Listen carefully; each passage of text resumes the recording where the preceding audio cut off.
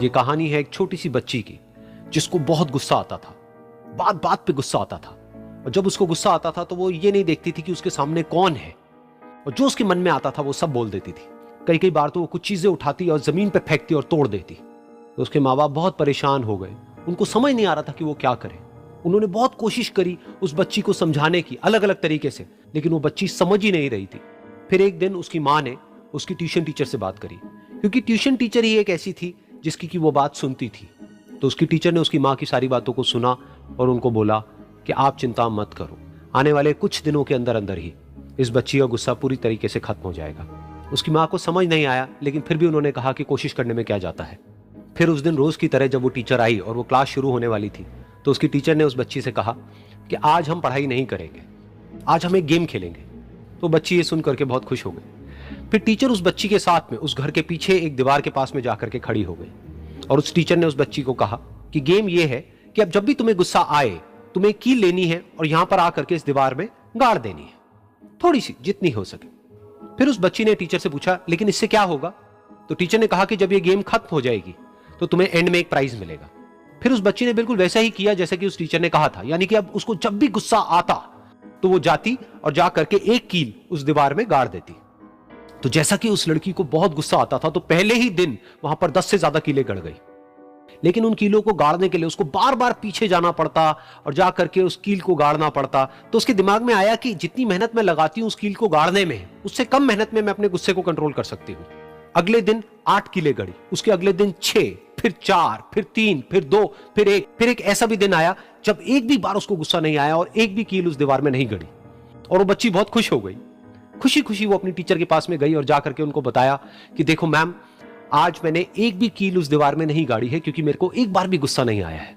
तो मैम ने उसको थोड़ी सी शाबाशी दी और मैम उसके साथ में उस दीवार के सामने जाकर के खड़ी हो गई। अब मैम ने उस बच्ची को कहा कि गेम अभी खत्म नहीं हुई है, अब तुम्हें क्या करना है कि जिस भी दिन तुमको बिल्कुल भी गुस्सा नहीं आता है, उस दिन के एंड में तुम एक कील को इस दीवार से निकाल दोगी। तो बच्ची ने वैसा ही किया, लेकिन क्योंकि कीलें बहुत ज्यादा थी तो 1 महीने से भी ज्यादा टाइम लग गया उन सारी कीलों को बाहर निकलने में। लेकिन एक दिन ऐसा भी आया जब सारी कीलें उस दीवार से बाहर निकल गई। फिर वो बच्ची बहुत ही खुश होकर के अपनी टीचर के पास में गई और जाकर के बोला कि अब उस दीवार में एक भी कील नहीं है। तो उसकी टीचर उस बच्ची के साथ में उस दीवार के सामने जाकर के खड़ी हुई, उसने देखा कि एक भी कील नहीं है दीवार में। फिर उसको उसकी एक फेवरेट चॉकलेट गिफ्ट करी और बोला कि तुम इस प्राइज को जीत गई हो। बच्ची बहुत ही खुश हो गई। फिर टीचर ने उस बच्ची से पूछा कि क्या तुमको इस दीवार में कुछ नजर आ रहा है? तो बच्ची ने कहा, नहीं मैम, इसमें तो कुछ भी नहीं है, सारी कीलें निकल चुकी हैं। तो उस टीचर ने कहा, एक बार ध्यान से देखो, शायद कुछ नजर आए। तो उस बच्ची ने दोबारा देखा और कहा, वो जो कीलें मैंने गाड़ी थी उसके कुछ निशान मुझे नजर आ रहे हैं दीवार में। जब बच्ची ने ये देख लिया, फिर उसकी मैम ने उस बच्ची को कहा, जैसे तुमने इस दीवार में कील गाड़ी और अब तुम उस कील को तो निकाल सकती हो लेकिन उसके निशान को नहीं मिटा सकती, ठीक इसी तरह से होता है जब तुम गुस्सा करती हो। जब तुम गुस्सा करती हो अपने माँ बाप पे या किसी पे भी, तो उनके दिल पर चोट लगती है, उनको दर्द होता है और वहां पर एक निशान रह जाता है। उस निशान को तुम चाह करके भी हटा नहीं सकती, फिर चाहे तुम उनसे जितना मर्जी माफी मांग लो। ये सुनकर बच्ची को अपनी गलती का एहसास हुआ और वो रोने लगी, और वो भागती हुई गई और अपनी माँ के पास में जाकर के उनसे गले लग गई और अपनी माँ को बोली कि मम्मा, मैं आज के बाद कभी गुस्सा नहीं करूंगी, मुझे समझ आ गया है मैंने क्या गलती करी। और उस दिन के बाद उस बच्ची ने कभी गुस्सा नहीं किया।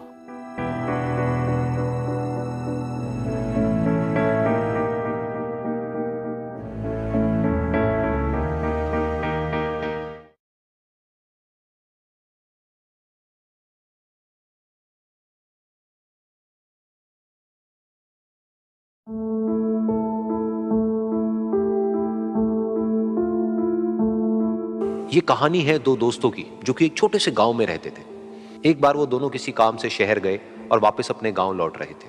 उनके गांव तक पहुंचने के लिए उनको एक घने जंगल से होकर के गुजरना था, और जब वो उस जंगल से गुजर रहे थे तो एक दोस्त को प्यास लगी और वो पानी ढूंढने के लिए रास्ता भटक गए।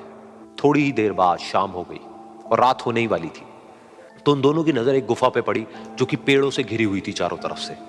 तो उन्होंने सोचा कि यही जगह ठीक है रात बिताने के लिए।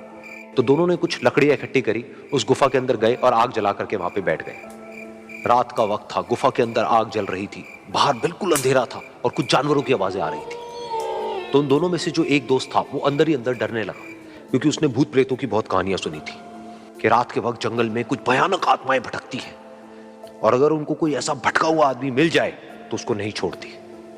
तो जब उसने भूत प्रेतों की बात अपने दोस्त से करी तो उसके दोस्त ने हंसते हुए उससे पूछा, क्या कभी तूने किसी भूत को देखा है? तो उसने कहा, नहीं मैंने तो नहीं देखा, लेकिन मेरे कुछ जान पहचान के लोग हैं जिन्होंने देखा है। तो उसके दोस्त ने उसको समझाने की बहुत कोशिश करी कि यार ऐसी सुनी सुनाई बातों पर विश्वास नहीं करते हैं, अब तू सो जा और मुझे भी सोने दे, मुझे नींद आ रही है। और इतना कह करके उसका दोस्त वहीं पर लेट गया और थोड़ी देर में सो गया। लेकिन वो जो अंदर से डरा हुआ था वो लेट तो गया, लेकिन उसको नींद नहीं आ रही थी। उसको लग रहा था कि शायद यहां पर कहीं कोई है जो छुप करके कहीं से उसको देख रहा है। उस आग की वजह से कुछ परछाइयां बन रही थी वहां पर पत्थरों पर, तो उन परछाइयों को देख करके भी वो डर रहा था। फिर कुछ घंटे तक ऐसे ही चलता रहा। फिर उसके बाद में क्योंकि वो थका हुआ था तो उसको नींद आ गई। लेकिन नींद आने के कुछ देर बाद ही उसको एक सपना आया। सपने में उसको एक बहुत ही भयानक परछाई उसकी तरफ बढ़ती हुई नजर आई। अब जैसे जैसे वो अंदर से डरता चला जा रहा था, वो परछाई उसके और पास आती चली जा रही थी और बड़ी होती चली जा रही थी। और उस परछाई में एक हाथ उसको नजर आया जिसके बड़े बड़े नाखून थे, और वो हाथ उसकी तरफ बढ़ता चला गया और उसके गले तक पहुंचने ही वाला था कि तभी वो डर करके एकदम से उठा। फिर उसने अपने दोस्त की तरफ देखा जो कि सो रहा था, उसको पकड़ करके जोर से उठाया। फिर उसने अपने दोस्त को बताया कि उसके साथ में क्या हुआ। तो उसका दोस्त फिर हंसने लगा। फिर उसके दोस्त ने उसको कहा, अब अगर दोबारा से तुझे वो परछाई दिखे तो तू वही कहियो जो मैं तुझे कह रहा हूं कहने के लिए, फिर देखते हैं वो परछाई तेरा क्या करती है। तुझे अपने अंदर ही अंदर बोलना है, मैं तुझसे नहीं डरता, सामने आ। तो उसके दोस्त ने वैसा ही किया। थोड़ी देर बाद दोबारा से उसको सपने में वही परछाई नजर आई और वो परछाई धीरे धीरे उसकी तरफ बढ़ने लगी। लेकिन इस बार वो उस परछाई से डरा नहीं, बल्कि अपनी पूरी हिम्मत जुटा करके उसने वही कहा, मैं तुझसे नहीं डरता, सामने आ। मैं तुझसे नहीं डरता, सामने आ। मैं तुझसे नहीं डरता, सामने आ। जैसे जैसे वो ये बोलने लगा, वो परछाई छोटी होने लगी और उससे दूर होने लगी। वो बोलता रहा, वो परछाई छोटी होती रही और धीरे धीरे वो परछाई दिखनी बंद हो गई। बिल्कुल ऐसा ही हमारी जिंदगी में भी होता है। हमारे अंदर जितने भी डर हैं, उससे हम जितना डरते हैं हम उतना ही छोटे होते चले जाते हैं और वो डर उतने ही बड़े होते चले जाते हैं। लेकिन अगर हम अपने अंदर के डरों से नहीं डरते हैं और उसका सामना करते हैं तो दुनिया का ऐसा कोई भी डर नहीं है जो कि हमें डरा पाए।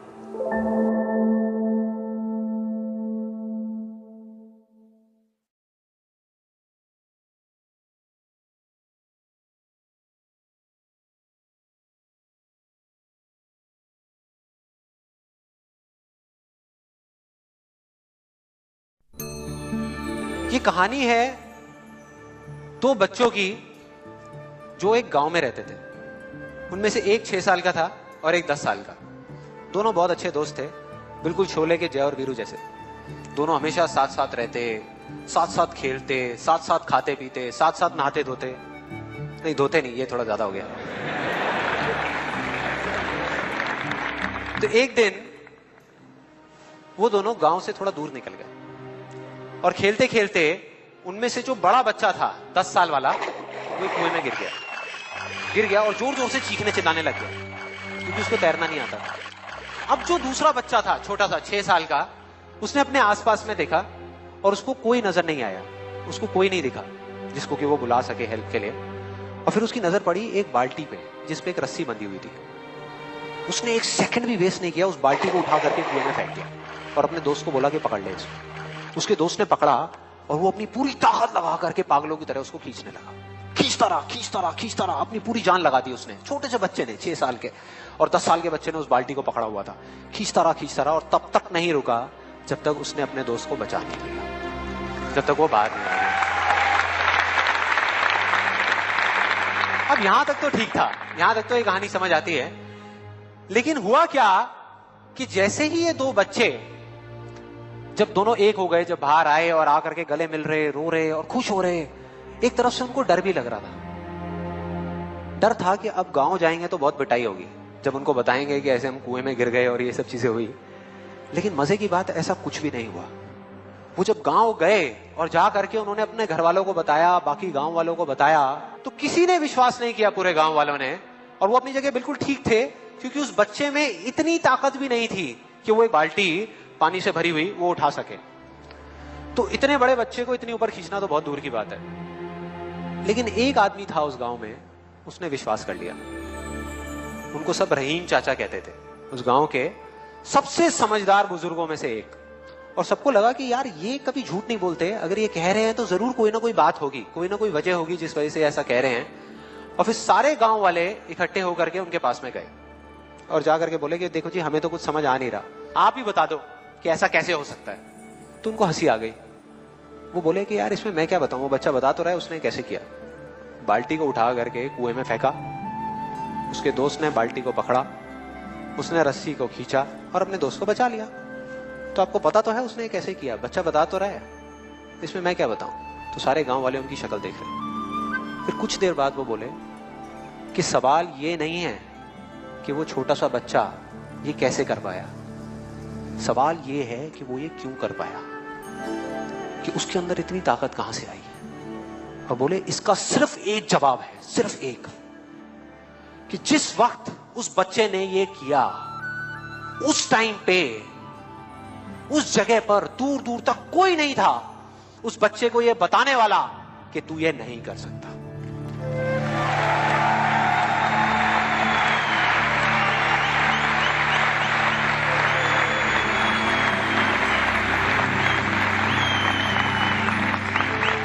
बोले कोई नहीं था, कोई नहीं, यहां तक कि वो खुद भी नहीं, वो खुद भी नहीं।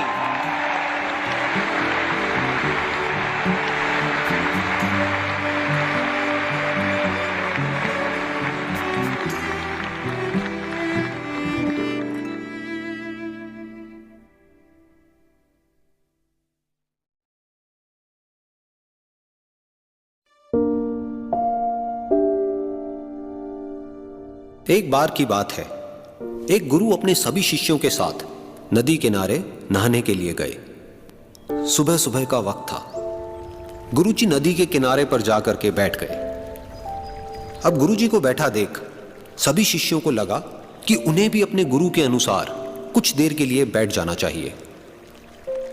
गुरुजी बस निरंतर नदी को ही देखते रहे और सभी शिष्य ये देखकर थोड़े से हैरान और परेशान होने लगे। सुबह से शाम हो गई पर गुरुजी नदी में उतरे ही नहीं, बस नदी को ही देखे जा रहे थे। सभी शिष्य इस दृश्य को देखकर बड़े व्याकुल हो गए, पर गुरुजी के सामने कौन बोले, ये सोचकर सभी चुप बैठे रहे। लेकिन एक शिष्य के सब्र का बांध टूट गया। उसने बड़े ही प्रेम से गुरुजी से पूछ ही लिया, गुरुजी, हम नदी में कब उतरेंगे? आप किसका इंतजार कर रहे हैं? तब गुरुजी ने उसकी ओर देखा और कहा, जब इस नदी का बहाव बंद हो जाएगा तब हम इस नदी में उतरेंगे। सभी शिष्य उनका ये जवाब सुनकर हैरान रह गए। वो एक दूसरे को देखने लगे। बात उनकी समझ में नहीं आ रही थी। फिर एक और शिष्य ने गुरुजी से अपनी शंका व्यक्त करते हुए कहा, पर गुरुजी, ऐसा तो कभी हो ही नहीं सकता। ये नदी है, इसका बहाव बंद कैसे हो सकता है? ये नामुमकिन है। फिर गुरुजी थोड़ा सा मुस्कुराए और बोले, ये ही है आज की शिक्षा। ये जिंदगी बिल्कुल इस बहती हुई नदी के जैसी है जो कभी किसी के लिए नहीं रुकती, निरंतर बहती रहती है और आगे बढ़ती रहती है। अब मर्जी तुम्हारी है कि तुम नदी के साथ आगे बढ़ते हो या फिर एक ही जगह पर डर कर, हार कर, घबरा कर बैठे रहते हो। इस नदी की बहती हुई लहरें बदलते हुए वक्त की तरह है और वक्त चाहे जैसा भी हो, अच्छा या बुरा, बदलता जरूर है। अगर कभी तुम्हारा वक्त बुरा हो तो हौसला रखना और चाहे कुछ भी हो जाए, किसी भी परिस्थिति में हिम्मत मत हारना। जिंदगी की इस नदी में आगे बढ़ते रहना, क्योंकि वक्त बदलने में देर नहीं लगती। बुरा वक्त सिर्फ तुम्हारी ही जिंदगी में नहीं बल्कि सभी की जिंदगी में आता है। फर्क सिर्फ इतना है कि कोई बिखर जाता है तो कोई निखर जाता है। जिसकी सोच सकारात्मक है और जिसमें सीखने का जज्बा है, वो बुरे से बुरे वक्त में भी अच्छाई को देखता है। ठीक वैसे ही जैसे कोई रात के अंधेरे में चमकते हुए तारों को देखता है। सुख और दुख इस जिंदगी रूपी नदी की लहरें हैं जो हर पल बनती रहती है और मिटती रहती है। लेकिन तुम एक लहर नहीं हो, तुम इस नदी के जल की तरह हो जो हर हाल में बहता ही रहता है और बिना थके, बिना रुके आगे बढ़ता रहता है। तो अगर कभी तुम्हारी जिंदगी में बुरा वक्त आए तो घबराना मत।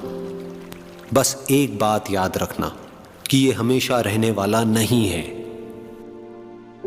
क्योंकि बुरे वक्त का भी बुरा वक्त आता है।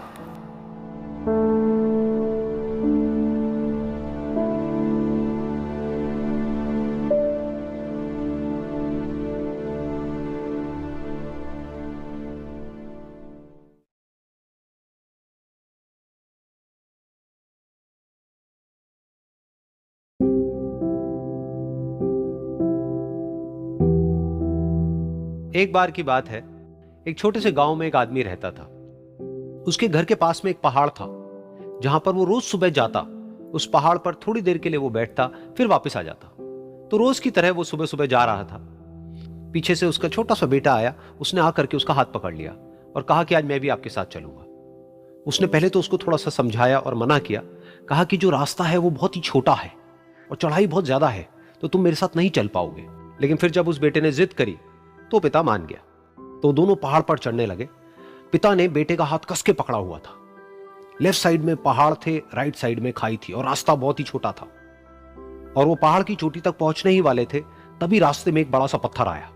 क्योंकि पिता उस रास्ते पर रोज आता था तो उसको पता था कि वहां पे पत्थर है, तो वो साइड से निकल गया।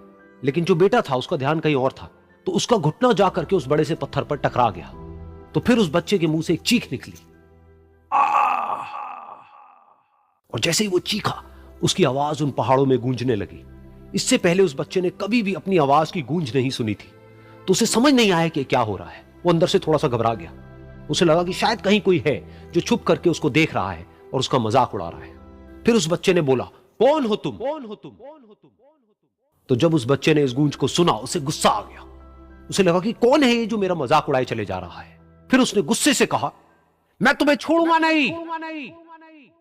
और फिर जैसे ही उसने इस गूंज को सुना, वो घबरा गया। उसके पिता समझ गए थे कि क्या हो रहा है। उसने अपने पिता का हाथ कस के पकड़ लिया और उनसे पूछा, कौन है ये जो मुझे इतना तंग कर रहा है? कौन है ये जो मुझे इतना डरा रहा है?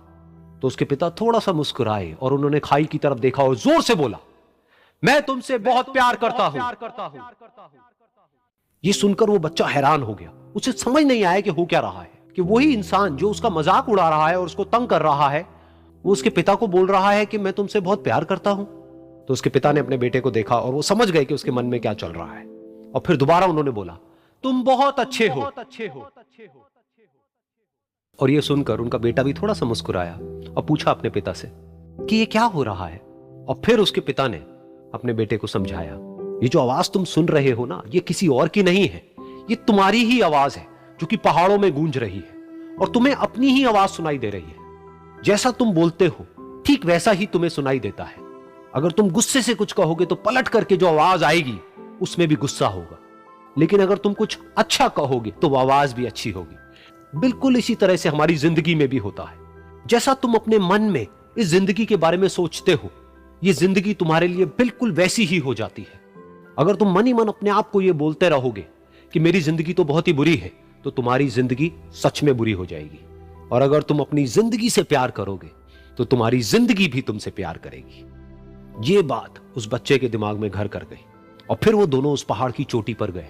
लेकिन बच्चे के दिमाग में यही बात घूम रही थी। और फिर वो बच्चा खिलखिला के हंसा और उसने अपने दोनों हाथ खोले और अपनी पूरी ताकत से बोला, मैं तुमसे बहुत प्यार करता हूं।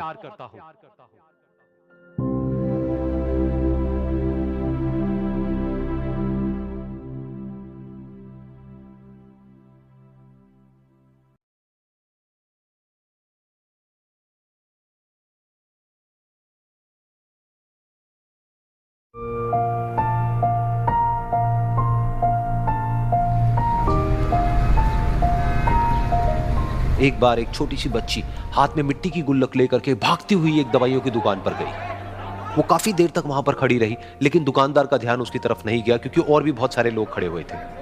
उसने दुकानदार को कई बार बुलाया, लेकिन वहां पर भीड़ इतनी थी कि दुकानदार का ध्यान उसकी तरफ गया ही नहीं। और फिर उस बच्ची को थोड़ा सा गुस्सा आया तो उसने अपनी मिट्टी की गुल्लक लेकर के वहीं काउंटर पर जोर से रख दी जिसके बाद में जो दुकानदार था और जितने भी लोग खड़े थे वो सब उस बच्ची की तरफ देखने लग गए। और फिर उस दुकानदार ने उस बच्ची से पूछा, बेटे आपको क्या चाहिए? तो वो बड़े ही भोलेपन से बोली कि मुझे एक चमत्कार चाहिए। ये सुनकर के दुकानदार को कुछ समझ नहीं आया, ना ही वहां पर जो लोग थे उनको कुछ समझ में आया, और सब उसकी तरफ देखने लग गए। फिर दुकानदार ने बोला, बेटे चमत्कार तो यहां पर नहीं मिलता है। तो बच्ची को लगा कि वो उससे झूठ बोल रहा है। तो बच्ची ने कहा कि मेरी गुल्लक में बहुत पैसे हैं, आप बताओ आपको कितने पैसे चाहिए, लेकिन मैं आज यहां से चमत्कार लेकर के ही जाऊंगी। तो वहीं काउंटर पे एक और आदमी खड़ा था, उसने उस बच्ची से पूछा कि बेटे क्यों चाहिए तुमको चमत्कार? तब उस बच्ची ने अपनी कहानी बताई कि अभी कुछ दिन पहले मेरे भाई के सर में बहुत तेज दर्द हुआ, तो मेरे पापा मम्मी उसको हॉस्पिटल ले गए। उसके बाद कई दिन तक मेरा भाई घर नहीं आया। तो मैंने कई बार अपने पापा से पूछा, लेकिन उन्होंने मुझे कुछ नहीं बताया। उन्होंने बार बार यही कहा कि वो आ जाएगा, वो कल आ जाएगा, वो कल आ जाएगा, लेकिन वो आ ही नहीं रहा था। तो मैंने देखा कि मम्मी रो रही है। अब पापा मम्मी को कह रहे थे कि उसकी दवाइयों के लिए और उसके इलाज के लिए जितने पैसे चाहिए उतने मेरे पास में नहीं है, अब उसको कोई चमत्कार ही बचा सकता है। तब मुझे लगा कि अगर मेरे पापा के पास में इतने पैसे नहीं भी हैं तो क्या हुआ, मेरे पास में तो है। तो मैंने जितने भी पैसे जोड़ रखे हैं वो सारे लेकर के मैं इस दवाई की दुकान पर आई। फिर उस आदमी ने उस बच्ची से पूछा, कितने पैसे हैं तुम्हारे पास में? ये सुनते ही उस बच्ची ने अपनी गुल्लक उठाई, जमीन पर फेंकी और तोड़ दी और पैसे गिनने लग गई।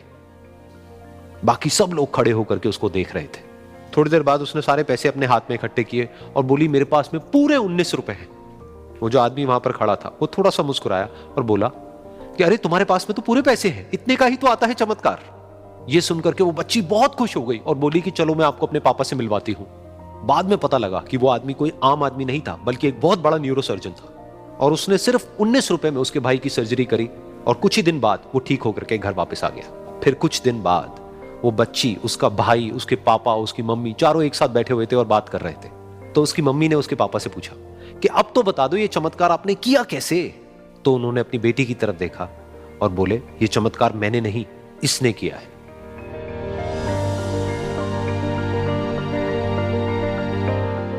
तो यहां पर एक बहुत बड़ी बात है जो हम उस छोटी सी बच्ची से सीख सकते हैं कि जिंदगी में कभी कभी ऐसा होता है कि हमको कोई रास्ता नजर नहीं आ रहा होता है और हम लोग हिम्मत हार जाते हैं। तब हमारे अंदर एक बच्चा होता है जो कोशिश करने से कभी भी पीछे नहीं हटता है। वो हार मानने को तैयार नहीं होता है क्योंकि उसको ना शब्द समझ नहीं आता है। वो बच्चा जिसके लिए कुछ भी नामुमकिन नहीं है, क्योंकि वो हर हाल में कोशिश करता ही रहता है।